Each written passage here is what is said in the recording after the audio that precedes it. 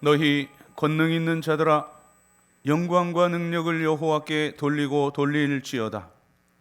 여호와께 그의 이름에 합당한 영광을 돌리며 거룩한 옷을 입고 여호와께 예배할지어다.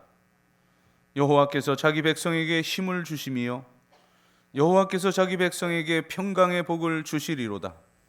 하나님은 영이시니 예배하는 자가 영과 진리로 예배할지니라. 아멘.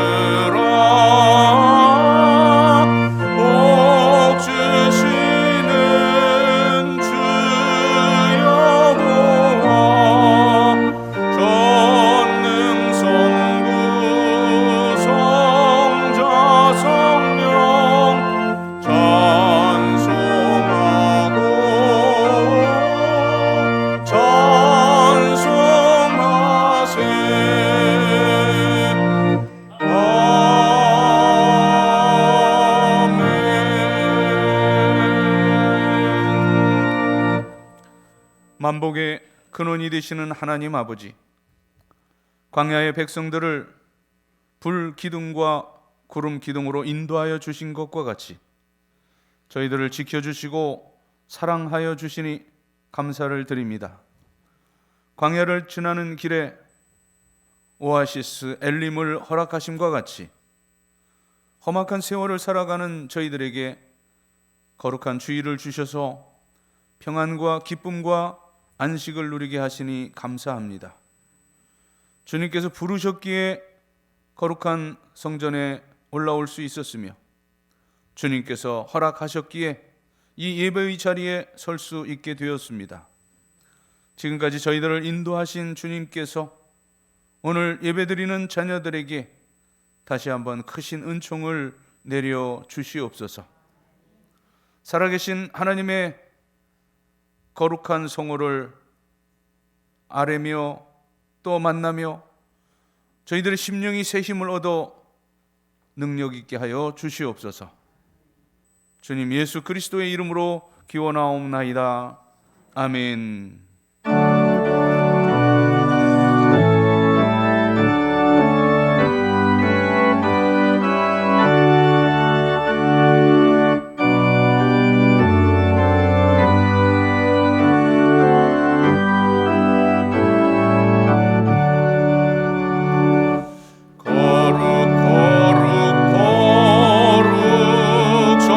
전능하신 주님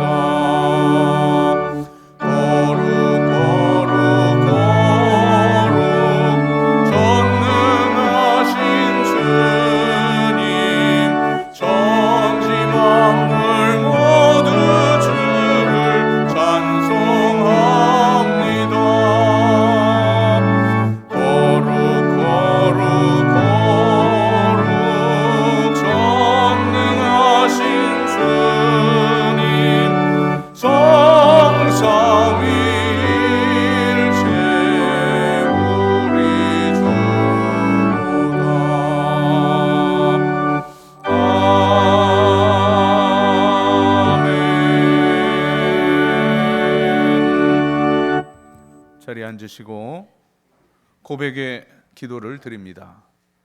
사랑과 은혜가 풍성하신 하나님 아버지, 지난 한 주간도 저희들은 가정에서, 일터에서, 이웃과의 관계 속에서 하나님의 뜻을 행하지 못하고 죄악 중에 묻혀 살았습니다. 제사보다 순종을 원하신다는 하나님의 말씀을 잘 알고 있었으나 저희들은 형식적인 예배를 드리는 것에 만족하며 주님 말씀에 순종하기를 싫어했습니다. 생활 속에서 정의와 공의를 실천하지 못한 채 주일이 되면 습관적으로 성전 마당만 밟는 외식하는 성도로 지내왔습니다. 예배를 드리면서도 저희들의 눈은 의와 진리의 계명에 주목하지 못한 채 육신적 복에만 관심을 두었습니다. 오 주님, 회개하오니 저희들의 어두운 눈을 밝혀 주시옵소서. 왜곡되고 일그러진 신앙을 바로 잡아주시고 바른 믿음을 회복하게 하시옵소서. 예수님의 이름으로 고백의 기도를 드리옵나이다. 아멘. 하나님과 나만이 아는 죄와 허물을 고백하며 참회의 기도를 계속 드립니다.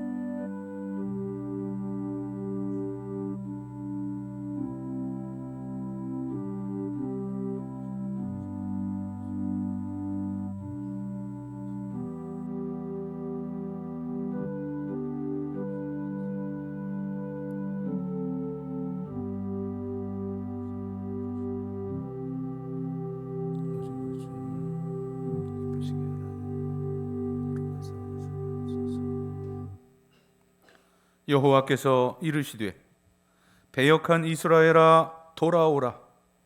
나의 노한 얼굴을 너희에게로 향하지 아니하리라. 나는 긍휼이 있는 자라 너를 한없이 품지 아니하느니라. 여호와의 말씀이니라. 아멘. 나는 전능하신 아버지 하나님 천지의 창조주를 믿습니다. 나는 그의 유일하신 아들 우리 주 예수 그리스도를 믿습니다. 그는 성령으로 잉태되어 동정녀 마리아에게서 나시고 본디오 빌라도에게 고난을 받아 십자가에 못 박혀 죽으시고 장사된 지 사흘 만에 죽은 자 가운데서 다시 살아나셨으며 하늘에 오르시어 전능하신 아버지 하나님 우편에 앉아 계시다가 거기로부터 살아있는 자와 죽은 자를 심판하러 오십니다. 나는 성령을 믿으며 거룩한 공교회와 성도의 교제와 죄를 용서받는 것과 몸의 부활과 영생을 믿습니다. 아멘. 자리에 일어나시고 교동문 48번 시편 106편의 성시를 교독합니다. 여호와의 주의 백성에게 베푸시는 은혜로 나를 기억하시며 내가 주의 택하신 자가 형통함을 보고 주의 나라의 기쁨을 나누어 가지게 하사 우리가 우리의 조상들처럼 범죄하여 우리의 조상들이 애굽에 있을 때 주의 기이한 일들을 깨닫지 못하며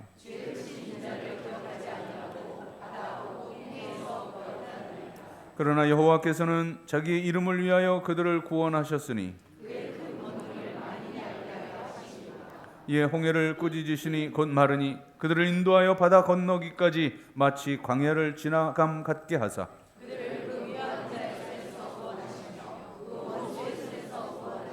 그들의 대적들은 물로 덮으심에 그들 중에서 하나도 살아남지 못하였도다. 아멘.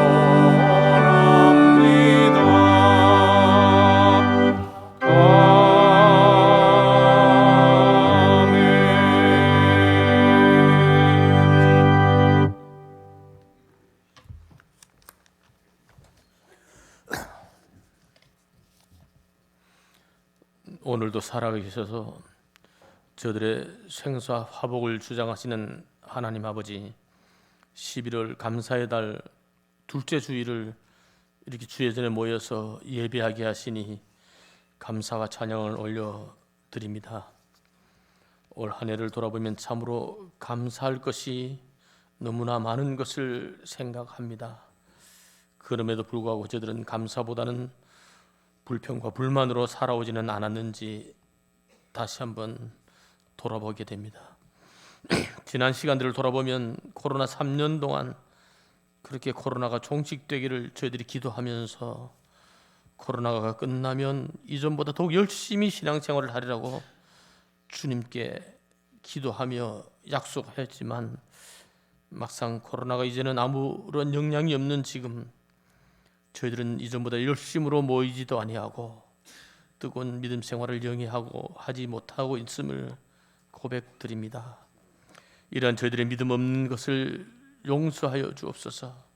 저희들의 무력한 이 신앙을 용서하여 주시길 원합니다. 결실의 계절을 맞아서 저희들이 신앙의 결실을 얼마나 거둘지 생각할 때에 참으로 결실이 적어서 주님 앞에 너무 부끄럽습니다. 그러나 주님이 주신 것 감사하며 적은 것이라도 감사하는 저희 모두가 되기를 원합니다. 영서교에 속한 모든 지체들이 이 결실의 계절에 믿음의 큰 수확이 있기를 기도합니다. 너희는 이 세대를 본받지 말고 오직 마음을 새롭게 함으로 변화를 받아 하나님의 선하시고 기뻐하시고 온전하신 뜻이 무엇인지 분별하도록 하라고 하신 말씀을 기억하며 살아가는 저희 모든 영서교회 지체들이 되게 하여 주시옵소서. 세계 정세가 참으로 위태롭습니다.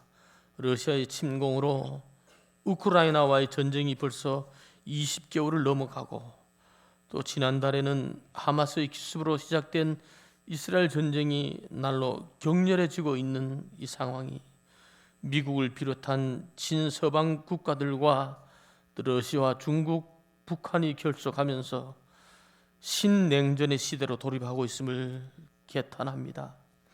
역사를 주장하시는 하나님 아버지, 이 어려운 세계의 질서를 주님 바로 잡혀갈 수 있도록 하나님 은혜를 베풀어 주시옵소서. 전쟁 속에서 고통으로 생명을 잃고 어려운 환경에 처한 모든 사람들 하나님 붙잡아 주시길 원합니다. 전쟁의 주인도 하나님이시며 평화의 주인도 하나님이심을 저들이 믿습니다. 지구상에서 전쟁이 그치게 하시고 인류가 서로 공용하는 그런 평화의 날이 참으로 저희들에게 허락하여 주시길 원합니다. 오늘도 하나님의 말씀을 들고 단에 서시는 목사님을 붙잡아 주셔서 변함없으신 하나님의 온전하신 말씀으로 저희들의 심령을 변화시켜 주시길 원합니다. 하나님의 말씀은 살았고 운동력이 있어 좌우의 날선 어떤 것보다 더 열애하여 혼과 영과 관절과 골수를 쪼갠다고 하셨사오니 하나님의 말씀을 통해서 저희들의 썩은 영과 혼을 이 시간 치유하여 주시길 기도합니다.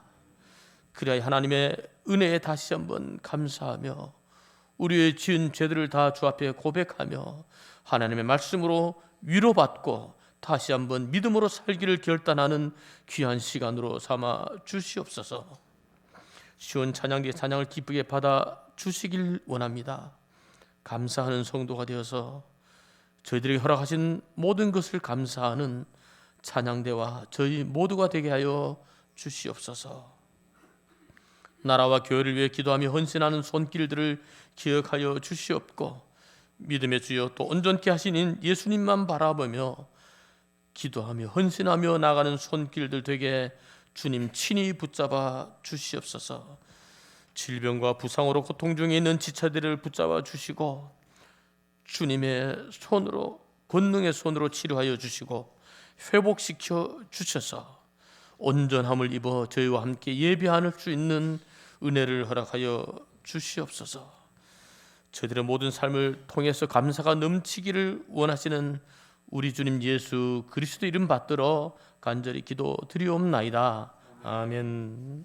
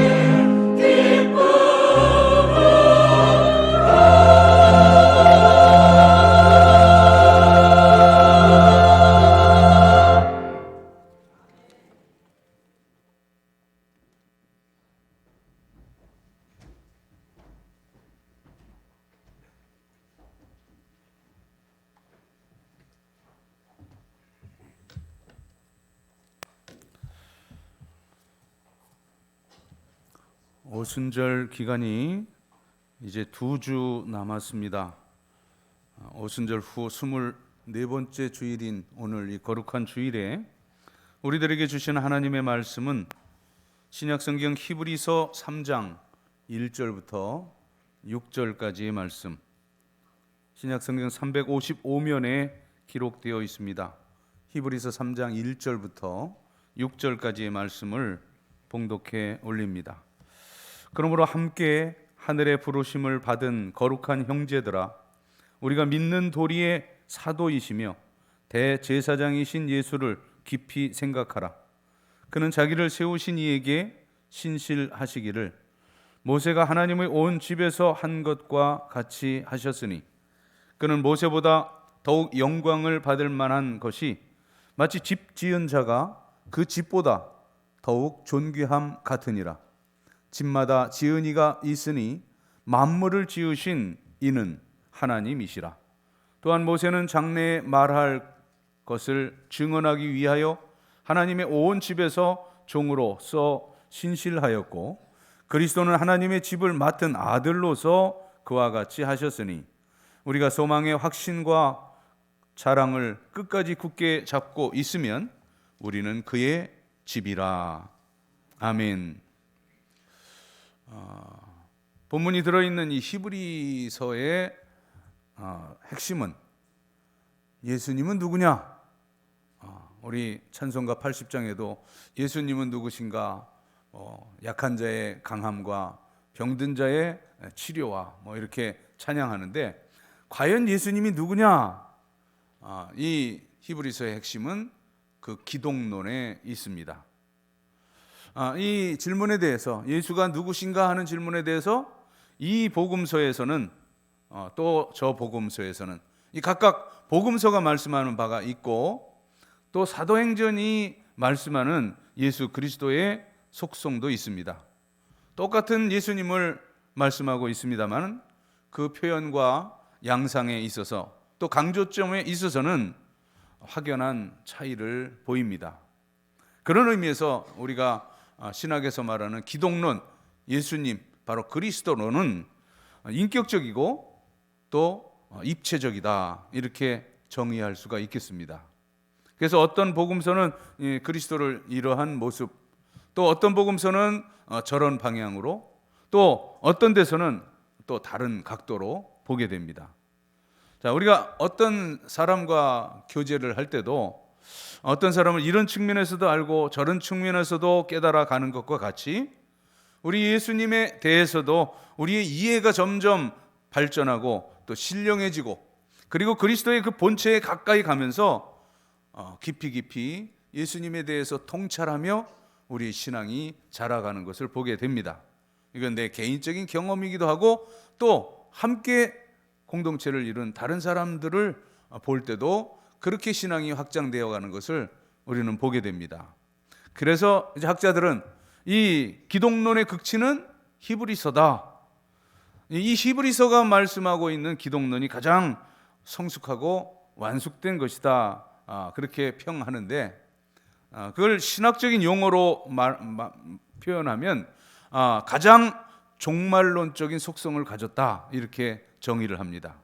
종말론적 속성, 이 단어에 대해서는 아주 두고두고 생각해야 할, 또 묵상해야 할 부분들이 많이 있겠습니다만, 어쨌든 예수 그리스도의 종말이 예수 그리스도의 속성이 이제 종말론적으로 설명됨이 바로 히브리서의 큰 특징입니다.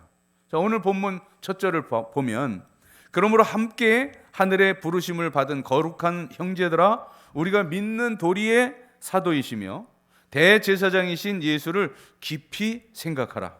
아주 중요한 말씀입니다. 이것은 예수를 깊이 생각할 일입니다.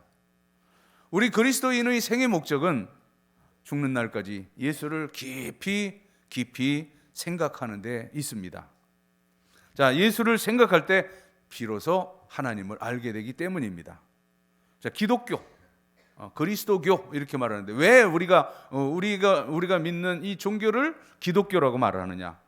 바로 예수 그리스도를 통해서 계시해 주신 그 하나님만을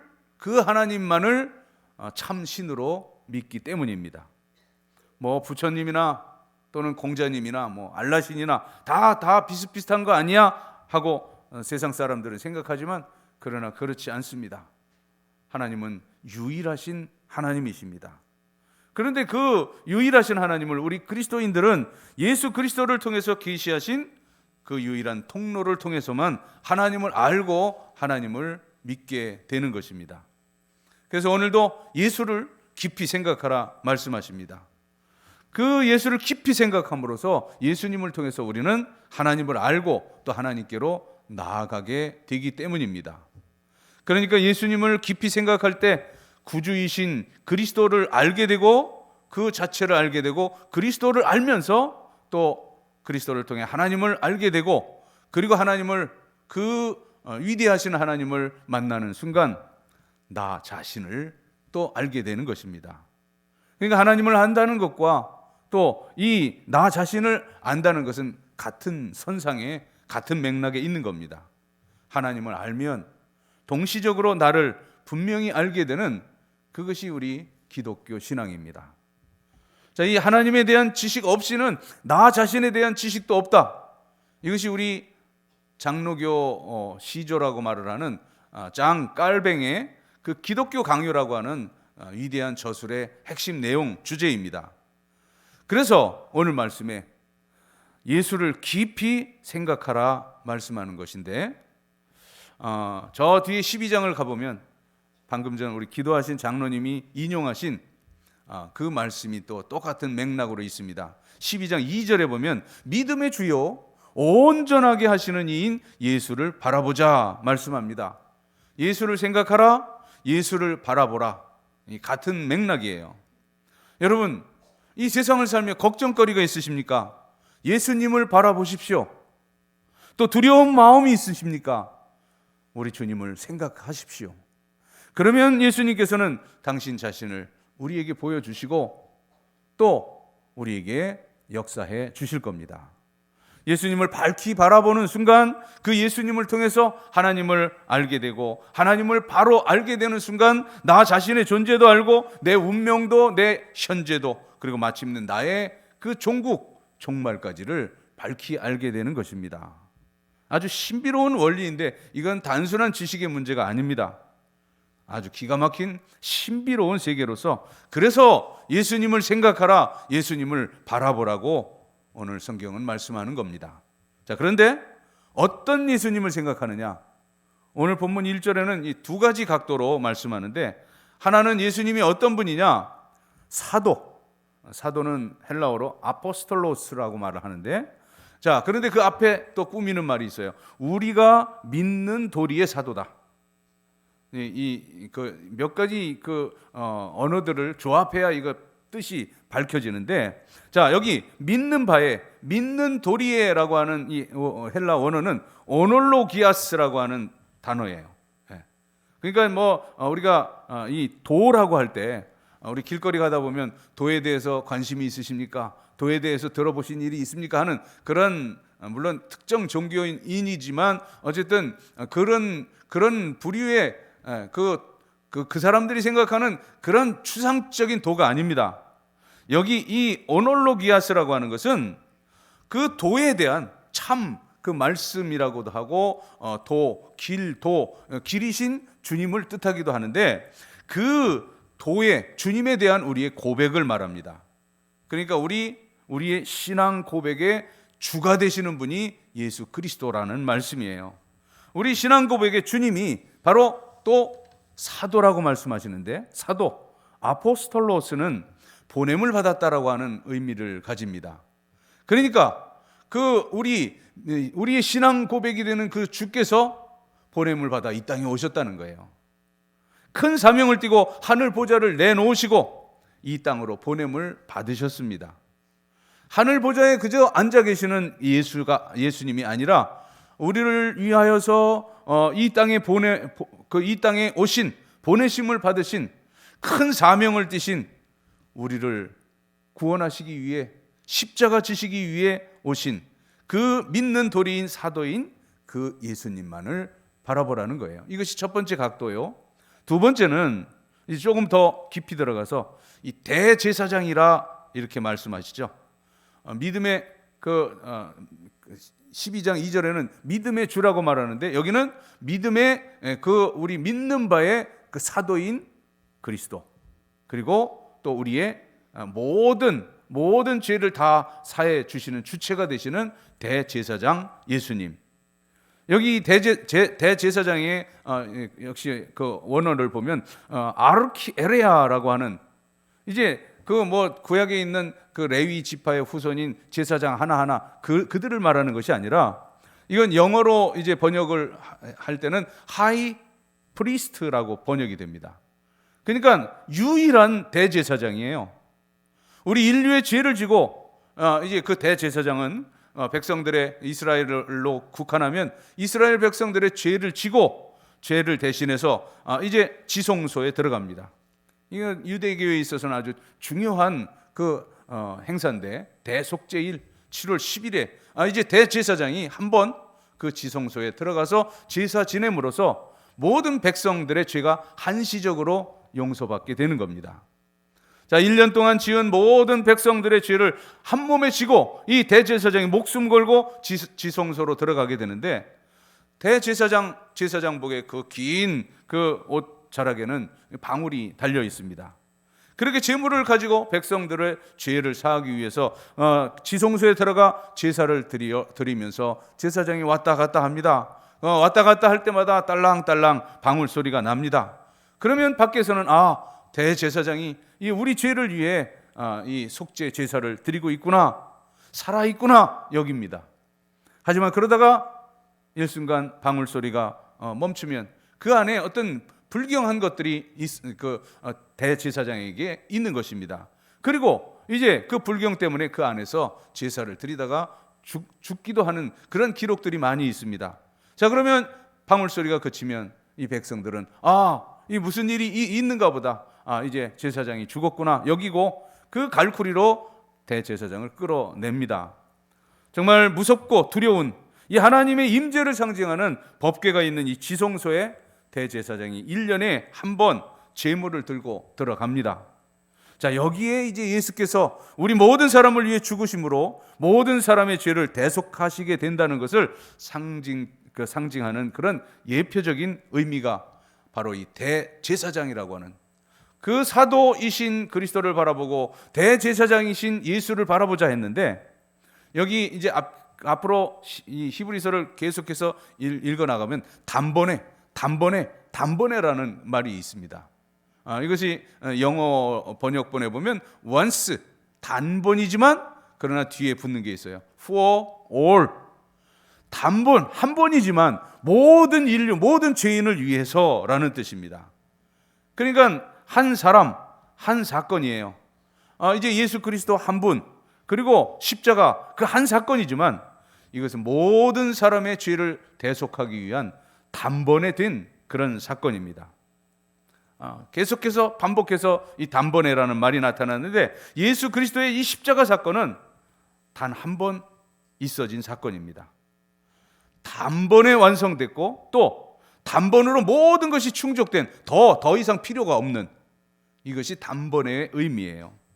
그것이 바로 예수 그리스도의 십자가 사건, 유일했던 십자가, 자기가 대제사장일 뿐만 아니라 자기를 대속의 어린 양으로 우리에게 주신, 하나님께 바쳐 주신 그러한 그 십자가 제사입니다. 그 제사에 대해서 이 히브리서는 아주 가감없이 그렇게 기록하는데, 그래서 이 히브리서를 읽으면 피비린내가 난다 이렇게 표현을 합니다. 예수 그리스도의 우리를 위해 흘려주신 그 피냄새가 가득한 그 편지가 바로 이 히브리서입니다. 자, 오늘 본문엔 다만 그것에 대해서 대제사장이신 예수라고 총론적으로 말씀하는데, 자, 믿음의 사도요 또 대제사장이신 예수, 우리를 위해 하늘 보좌 내놓으시고 나를 구원하러 이 땅에 오신 예수, 동시에 내 죄를 대속하시고 내 죄를 대속하시기 위해 죽으신 십자가의 제물이 되신 예수, 그를 바라보라, 그를 생각하라 성경은 말씀합니다. 이 히브리서에는 유대적인, 그러니까 히브리나 유대나 같은 뜻입니다. 히브리 민족, 유대 민족 같은 그 의미인데, 이 히브리서에는 히브리적인 것, 히브리 사람, 그 유대 사람들의 그 유대적 종교, 문화 배경에서 이제 그들이 친숙한 용어 개념으로 설명하고 있습니다. 그래서 아마도 이 히브리서는 유대 독자들을 대상으로 기록된 그런 기독론이다 이렇게 평하는데, 자, 그래서 이제 거기에 표현되는 것도 보면 앞에 2장, 오늘 3장을 읽었는데 앞에 2장에 보면요, 2장은 이 그리스도를 말하는데 천사보다 높으신, 천사에 비할 바가 아니신 그런 높고 뛰어나신 우월하신 그리스도를 말씀합니다. 자, 유대 사람들은 이 천사에 대한 그 생각들이, 이론들이 많습니다. 그래서 천사론이라고 하는 영역도 있어요. 우리는 천사하면 그냥 떠오르는 것이 뭐 날개 달리고 날아달리고 하는 이제 그런 피상적인 그 존재들을 생각하는데, 하지만 이스라엘 사람들은 다른 거예요. 이 천사가 뭐 아브라함에게도 나타났죠. 또 마리아에게도 네가 아들을 낳으리라 나타났죠. 이제 이런 아주 가까이 있는 존재가, 하나님이 부리는 영적인 존재가, 영물이 바로 천사입니다. 그런데 이 그리스도는 그 천사보다 훨씬 높고 비교할 수 없는 그런 우월한 아주 뛰어난 존재다. 왜 그렇습니까? 그리스도는 주인이시고 천사는 심부름하는 사자, 영적인 존재거든요. 그래서 이 2장에서는 천사를 그 유대인들 우리가 소중하게 여기지만, 그러나 천사보다 월등하게 높고 비할 수 없는 귀한 분이 바로 그리스도다라고 하는 내용이 2장에 쭉 기록이 되어 있어요. 시편 말씀도 인용하면서 이렇게 천사에 대한, 천사와 비할 수 없는 위대하신 그리스도. 자, 이 3장 오늘 읽은 6절까지 보면 이제 그리스도와 더불어서 한 인물이 나타나죠. 누구예요? 모세입니다. 3장에서는 이 모세를 말하면서 모세에 비할 수 없는 위대하신 그리스도를 말씀해요. 자, 이 이스라엘 사람들은 모세에 대해서 아주 친숙합니다. 모세를 중요하게 여깁니다. 자, 그래서 오늘 3장을 통해 말하는 겁니다. 너희가 출애굽 영도자 모세를 중요하게 여기지 않느냐? 그러나 그 모세보다 높으신, 훨씬 우월하신 분, 비할 수 없는 분이 바로 예수 그리스도다. 이렇게 논리를 펴고 있는 겁니다. 그러면서 이제 모세에 대해서 본문 잠깐 말씀을 하는데, 모세 그 이름만 대도 그 유대인들, 히브리 사람들은 다 아주 존경에 맞지 않는 그런 인물입니다. 누구보다도 충성된 종이죠. 이 모세를 이스라엘 사람들이 왜 중요하게 여기냐면, 자, 이 모세는 하나님과 직접 대면하는 사람이었기 때문이에요. 자, 이스라엘 사람들의 관념으로는 이 세상에 하나님과 만나고 살아남은 사람 없습니다. 그래서 그런 그 흔적들을 보죠. 예를 들어 삼손의 아버지가 제사를 드리다가 이제 하나님의 임재를 경험하고선 이제 그 아내에게 가서 내가 하나님을 보았으니 내가 이제 죽으리라 이렇게 말하잖아요. 이사야도 그 하나님을 그 대면하고 나서 뭐라고 말해요?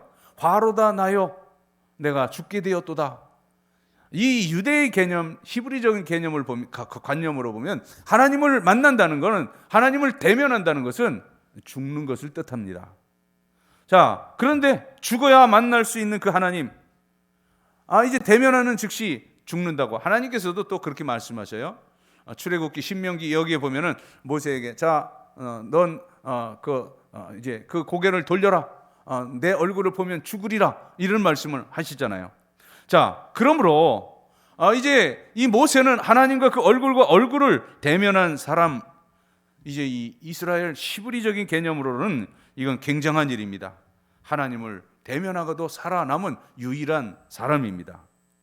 그래서 이제 그 모세에게 뭐라고 말해요? 모세가 그 영광의 광채가 빛나니 그 수건을 덮으라고 말씀하면서 이제 우리가 하나님을 직접 대면할 수 없으니 당신으로부터 말씀을 듣겠습니다. 모세는 곧 율법의 대명사입니다. 자, 하나님께로부터 십계명과 율법을 받아가지고 시내산에서 내려오죠. 십계라는 영화를 보면 아주 참 재미있게 묘사를 합니다. 거기에 보면 손가락 같은 것이 나타나서 빛을 비추면서 그 돌판에, 하나님 첫 번째 준비해 주신 그 돌판에 글씨를 새겨가죠. 그 바위판, 십계명판 두 돌판을 들고 떡하니 이 모세가 시내산에서 내려옵니다. 이 이스라엘 역사는 이 율법으로부터 시작이 되는 것입니다. 자, 모세 얼마나 위대합니까? 모세는 하나님께로부터 그 십계명 돌판을 직접 받아 가지고 오신 분이다. 그런 거로 이 계명과 모세를 동일시하는 겁니다. 모세가 계명이고 계명이 모세이고 모세로부터 하나님의 말씀을 이 히브리 백성들은 들었습니다. 그리고 그 단순한 10개 십계명만이 아니라 출애굽기 20장 이하에 쭉 기록되는 모든 율법들, 또 성막과 성막의 기구 제작들, 그리고 이제 레위기를 비롯한 민수기의 그 율법, 그리고 신명기 마지막 설교에 이르기까지 그 모든 내용들이 다 이 모세가 하나님께로부터 귀로 듣고 백성들에게 전해준 하나님의 말씀이었던 겁니다. 그러니 모세의 말씀이 곧 하나님의 말씀이요, 모세의 해석이 하나님의 뜻이요, 모세가 말씀하는 모든 것이 하나님의 명령이니 이 모세의 위치가 이 히브리 백성들에게서는 얼마나 높고 위대하느냐는 것입니다. 자, 그런데 오늘 말씀을 보면 아예 이 그 위대의 그 존경에 맞지 않는 이 모세에 대해서는 한마디로 말합니다. 뭐냐? 모세는 종이라는 거예요. 아무리 위대해도 종이라는 거예요. 5절 보시면 또한 모세는 장래에 말할 것을 증언하기 위하여 하나님의 온 집에서 종으로서 신실하였고, 종, 세라폰이라고 하는 단어인데 영어로 말할 땐 서번트, 노예, 그냥 사환, 그런 뜻입니다. 모세가 아무리 위대해도 그는 하나님의 집의 하나의 일꾼에 지나지 않는다는 거예요. 그래서 이어지는 2절부터 4절을 보면 집에 대해서 말씀하는데요, 집에 대해서 비유적으로 말씀을 해요. 자, 1절에는 명령이 주어지죠. 형제들아, 우리가 믿는 도리의 사도이시며 대제사장인 그 예수를 깊이 생각하라고 명령하시고, 그리고 이 예수님이 그 모든 집을 지으신 이 하나님과 동격임을 여기서 말씀하고 있어요. 이제 2절을 보면 그는, 3절에도 그는 바로 예수 그리스도를 말씀하는 건데요, 2절에 그는 자기를 세우신 이에게 신실하기를 모세가 하나님의 온 집에서 한 것과 같이 하셨으니, 자, 믿는 도리의 사도이시고 대제사장이신 이 예수님을 하나님 집에서 신실하게 충성했던 그 모세와 비교하는데, 자, 모세처럼 자신을 세운 그 아버지께 신실했다고 말하는 겁니다. 그러나 이제 다음 순간에는 그 종에 불과한 이 모세와 비교 불가인 예수님의 정체성에 대해서 밝히고 있어요. 3절입니다. 그는 모세보다 더욱 영광을 받을 만한 것이 마치 집 지은 자가 그 집보다 더욱 존귀함 같으니라. 말씀드린 대로 여기 2절과 3절에 그는 바로 믿음의 사도인, 그리고 또 대제사장인 예수님을 지칭하는 건데, 그러므로 이 모세와 감히 비교할 수 없는 그 까닭은 모세보다 더 영광을 받을 만한 것이 뭐냐? 모세는 종이지만 예수님은 집을 지은 주인이시기 때문이라는 거예요. 그것이 4절에 나타납니다. 집마다 지은 이가 있으니 만물을 지으신 이는 하나님이시라. 바로 예수님이 만물을 지으신 창조주임을 선언하는 내용입니다. 이것이 종된 모세와 하나님의 아들이신 그리스도의 신실함의 차이입니다. 자, 모세가 하나님과 얼굴을 대면했다고 해서 그가 하나님과 동격이 되는 것은 아닙니다. 하나님의 은혜로 죽지 않고 살아남았던 것이고, 어디까지나 모세는 종이요 하나님의 집의 일꾼일 뿐입니다. 자, 그런데 그리스도는 누구라고요? 바로 그 집을 맡은 주인입니다. 아들입니다. 6절, 그리스도는 하나님의 집을 맡은 아들로서 그와 같이 하셨으니 우리가 소망의 확신과 자랑을 끝까지 굳게 잡고 있으면 우리는 그의 집이라. 계속해서 2절, 3절, 4절, 5절, 6절 집에 대한 것을 말하는데, 자, 여기 집이라고 하는 헬라어 단어는 오이코스라고 하는 단어인데, 이거는 우리가 그 눈으로 보는 가옥, 어떤 건물, 이거를 의미하지 않습니다. 여기 이 집이라고 하는 이 오이코스라고 하는 단어는 이제 우리 그 집을 이루는 그런 구성원들을 뜻합니다. 그러니까 집안, 온 식구들, 하우스홀드라고 말을 하는 그 권속들이라고 성경이 번역을 하는 바로 식구들을 그 자체를 집이라고 말하는 거예요. 그러니까 여기 이것을 집을 다른 단어로 바꾸면 하나님의 집, 하나님 백성의 가정, 또 이제 풀이하자면 God's family라고 그러죠. 로얄 패밀리라고 그러죠. 바로 이제 그런 그 하나님 가문을 뜻하는 겁니다.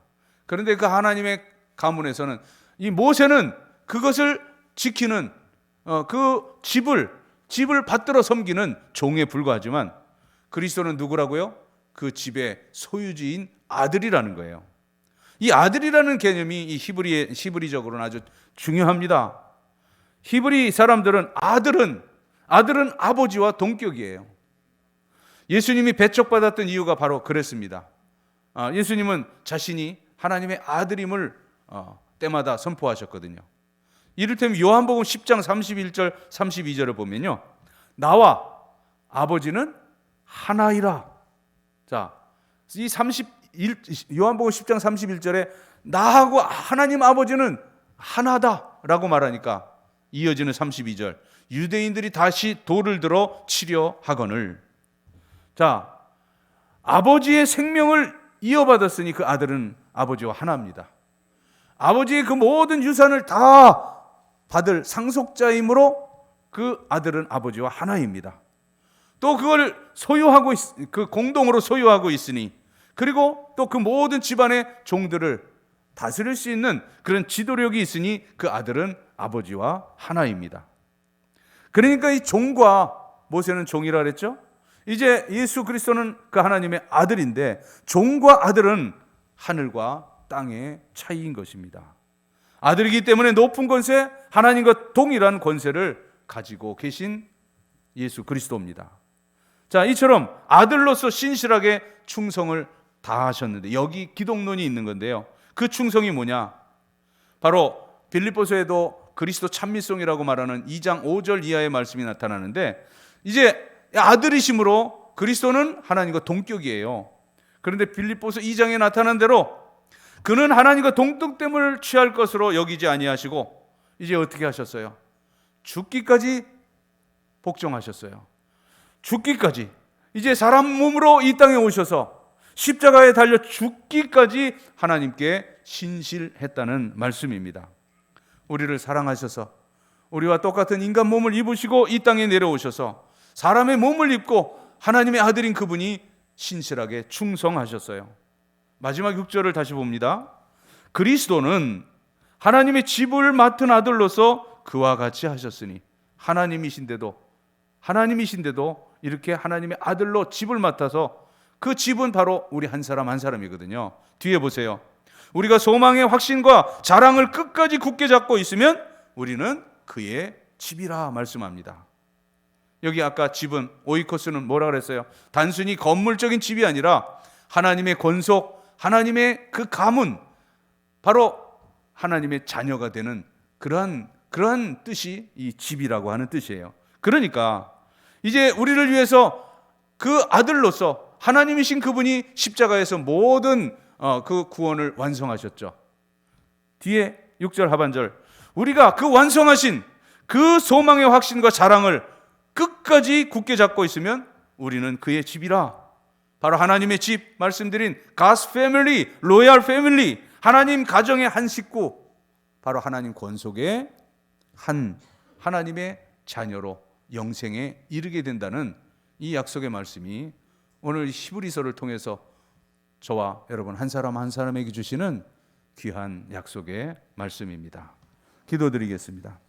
하나님, 대제사장으로서 또 하늘 보좌 그것을 버리시고 이 땅에 보내진 사도로서 우리의 구원자로 이 땅에 오셨습니다. 하나님이신데 그러함에도 그 아들로서 신실함으로 충성하셔서 십자가에 죽기까지 복종하심으로 완전한 영원한 우리의 구원을 이루어 주셨습니다. 이제 그것을 끝까지 잡으면 우리는 바로 하나님의 집이 된다고 또 약속해 주셨사오니 저 영생의 삶에 들어가기까지 오직 주님만을 따르는 그러한 아름다운 하나님의 자녀들로 살게 하여 주시옵소서. 예수님의 이름으로 기도드립니다. 아멘.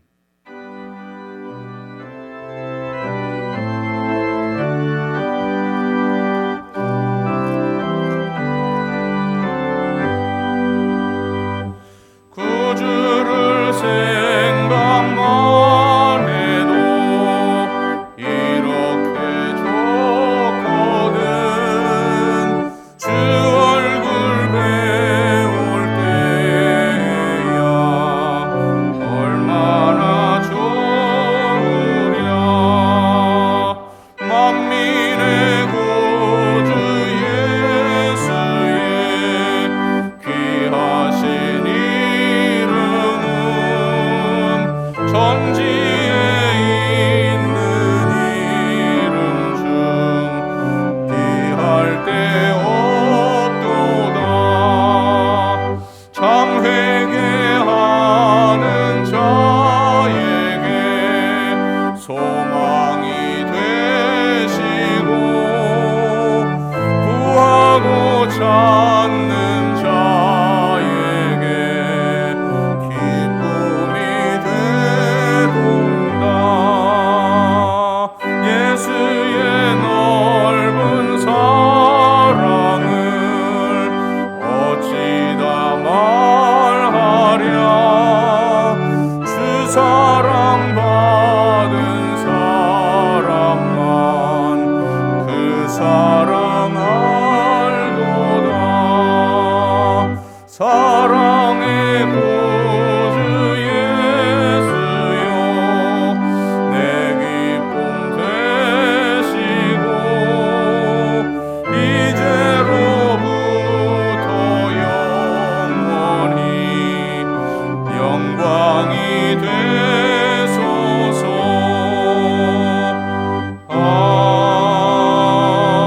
아멘.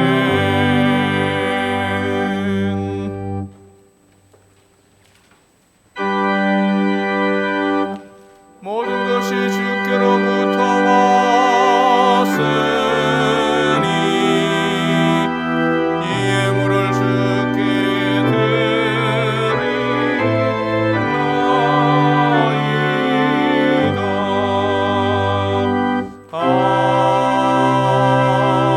아멘.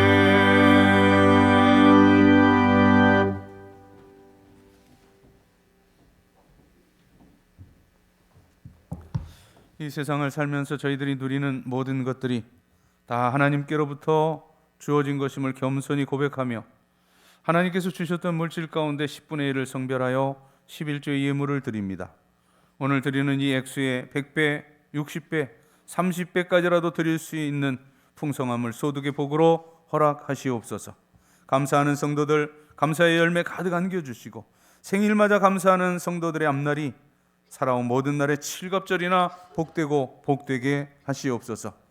선교, 장학, 구제, 건축 여러 목적 담아 예물을 드리온데 그 열매 취하시사 하나님은 영광을 받으시되 사랑하는 성도들의 삶 자체가 위대한 하나님의 목적을 이루어드리는 삶을 살게 하여 주시옵소서.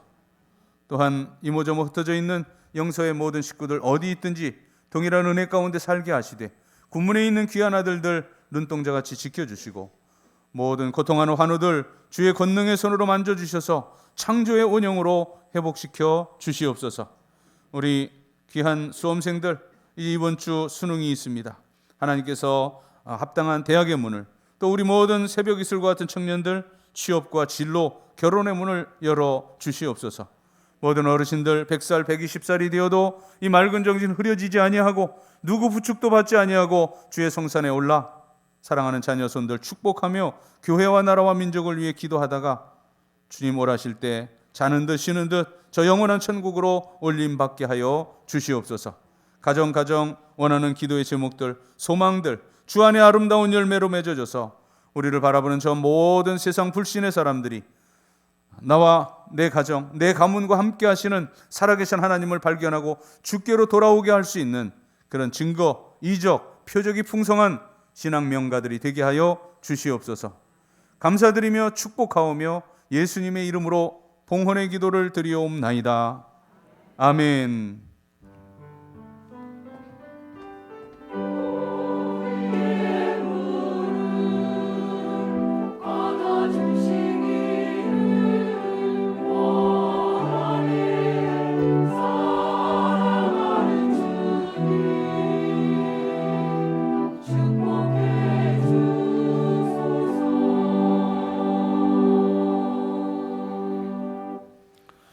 자리에 앉으시고요.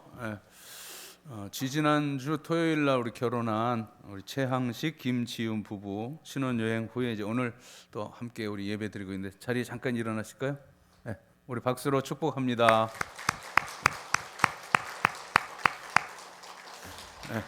우리 최영선 집사님, 성종옥 집사님 우리 아들 가정입니다. 원래는 지난주에 이제 이 부부가 이 가정이 떡을 내셔야 되는데 지난주에는 우리 추수감사절이었잖아요. 그래서 오늘 식당에 내려가시면 우리 이 부부 가정에서 제공한 떡이 제공됩니다. 그러니까 우리 신랑 신부 또 부모님에게 축복하며 또 이렇게 맛있게 드시기 바랍니다. 자, 우리 고석진 집사님 이제 가셔야죠. 우리 잠깐 일어나서 자 미국으로 이제 또 출국하게 됩니다. 박수로 축복하겠습니다. 오늘 3부 예배 후에는 교육위원회가 모임을 가지고요. 그 다음에 이제 내년을 준비할 그런 시기입니다. 그래서 1, 2, 3, 4, 6, 7 여전도회가 오늘 정기총회로 모입니다. 모임 장소는 주보 참조하시고요. 영서 찬양대회 지난주에 우리 담당자인 한종기 목사님이 광고를 또 소상하게 해주셨는데 지난 주간에 제가 우리 여전도회 회원들 모시고 그 지구회를 함께 다녀왔는데 거기 가보니까 벽에 뭘 붙여놨어요.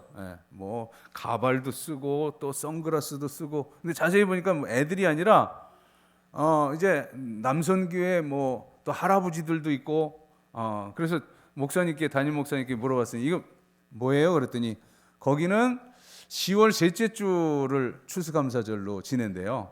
그래서 추수감사절에 그 찬양 축제한 사진들을 쫙 붙여놨더라고요. 그래서 우리도 정말 이게 그냥 노래 대회가 아니라 꽁트도 하고 또 뭐 연극도 하고 이렇게 또 이제 그 우리 모든 교우들이 참여해서 하면 참 재미있고 유익하겠다 하는 생각이 들었거든요. 아무쪼록 12월 24일 성탄절 이브날 그날이 주일이에요. 그러니까 주일날 3부 예배 때 찬양 축제를 하게 됩니다. 또 일남선교회 그 모임에 대한 광고인데요. 지난주에 우리 일남선교회 회장님이 저한테 부탁을 하셔요. 결혼식처럼 2주에 걸쳐서 광고를 해달라고 그러셔가지고, 그래서 오늘 광고를 하고 모임은 다음 주일날 모인다는 그런 말씀입니다. 자, 우리 교회에서 최고 형님들인 일남선교회 회원들은 이제 오늘 이렇게 광고를 듣고 준비하셔서 다음 주일날 식사 후에 원례로 정기 모임 한다는 그런 광고입니다. 1만 번 성경 읽기 1442번째 우리 안광호 장로님 개인적으로 구독, 1443번째 엄금순 권사님 개인적으로 4독, 1444번째 정유자 집사님 35독을 하셨는데 여러분 이름도 다 주보에 올리시길 바랍니다. 어제 우리 교회와 우리 교우들의 또 기도 속에서 저희 큰 아이 혼례를 잘 마치게 되어서 감사를 드립니다. 원래는 오늘 떡을 대접해야 되는데 또 항식이 가정에 밀려가지고 다음 주에 떡을 제공하도록 하겠습니다. 우리는 광고를 처음에 와서 이렇게 보니까 청첩장을 그 안내대에 쭉 하고 또 전사님이 일일이 이름 찾아서 막 이렇게 주시는데 그게 그렇게 좋아 보이질 않았어요. 제가 20년 전에. 그래서 우리는 그냥 2주 동안 이렇게 그 광고를 해서 그렇게 또 필요한 대로 개별적으로 이제 뭐 청첩을 하시되 그렇게 주일날 2주 동안 광고를 하는 것을 그냥 그렇게 정했습니다. 그리고 또 저 역시 끝나고 나서도 여러분 여러분의 혼사와 경사 알려주시면 뭐 이런 문자 안 보낼 테니까 제가 감사합니다 이것으로 감사 인사를 대신하겠습니다. 자리에 일어나시고 우리 함께 교제합니다. 서로 축복하겠습니다. 주의 사랑으로 사랑합니다.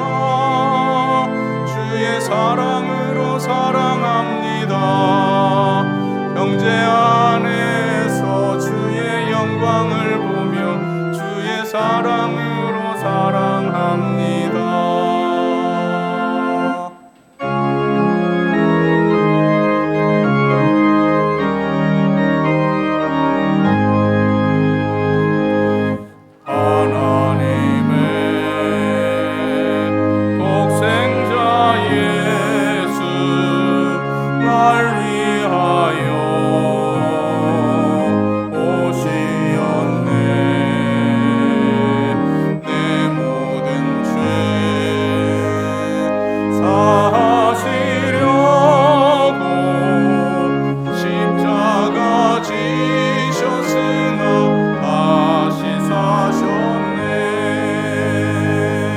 살아계신 주 나의 참된 소망 두려움이 사라지네. 사랑의 주네 발길 인도하니 내 모든 삶의 기쁨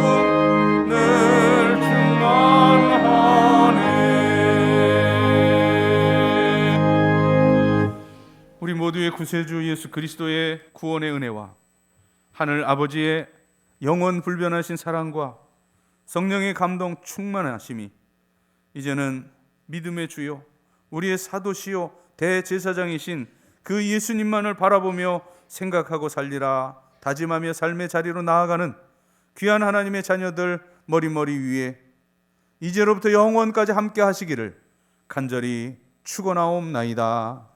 아멘.